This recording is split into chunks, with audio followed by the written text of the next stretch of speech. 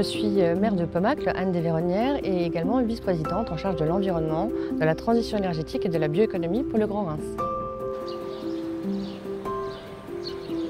Alors, le Grand Reims est fortement engagé pour la biodiversité parce que nous sommes une EPCI qui a été créée en 2017, au 1er janvier 2017. L'EPCI est un établissement public de coopération intercommunale. Auparavant, Reims était entouré de 16 communes plutôt urbaines et nous sommes désormais 143 communes. Donc avec un lien rural-urbain, avec de nouveaux espaces viticoles, agricoles, vinicoles que nous devons aujourd'hui préserver. La biodiversité vit bien à Reims. On a fait beaucoup d'observations ces dernières années. Néanmoins, il faut l'amplifier, il faut la préserver. Raison pour laquelle voilà notre projet qui s'appelle Reims Nature, qui a été présenté il y a quelques mois aux habitants et qui a vu le jour il y a quelques mois, a tout son sens puisque dans Reims Nature, l'objectif c'est voilà, de réintroduire la nature dans notre ville.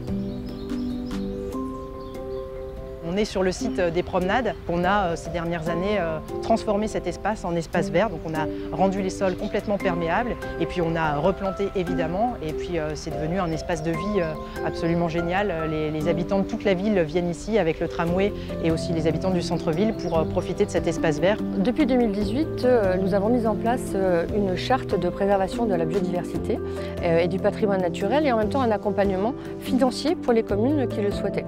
Donc la charte invite à travailler sur l'éducation à l'environnement parce qu'il faut que les personnes aient conscience, enfin les habitants aient conscience des enjeux pour notre planète aujourd'hui et demain. Cette charte nous invite à créer des espaces de déplacement pour le vivant. Nous avons commencé par planter une forêt urbaine pour lutter contre les îlots de chaleur donc sur la commune que nous avions. Pommacle a la spécificité d'être un territoire rural mais avec des industries pas loin. Nous avons posé 600 arbustes et arbres autour du terrain de foot pour également améliorer la qualité de l'air puisqu'on peut avoir des particules qui viennent du secteur ou de l'agriculture.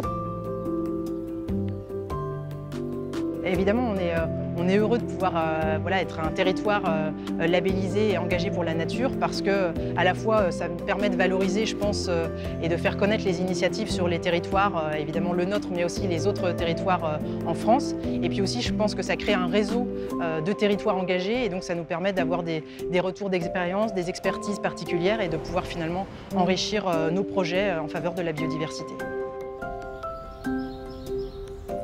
On sait que la biodiversité, effectivement, est en danger aujourd'hui, que ce soit dans nos villes, mais aussi dans nos campagnes. Et donc, on a une exigence et on doit le faire sur nos territoires. On sait que c'est ici que ça se passe, sur les territoires. Les collectivités territoriales sont en première ligne parce qu'on a les compétences pour s'engager sur ces sujets, mais aussi parce qu'on le sent, les citoyens ont de plus en plus envie et aspirent à ce qu'on préserve davantage la nature et notre environnement. C'est une exigence pour nous, pour la ville de demain, pour nos enfants évidemment.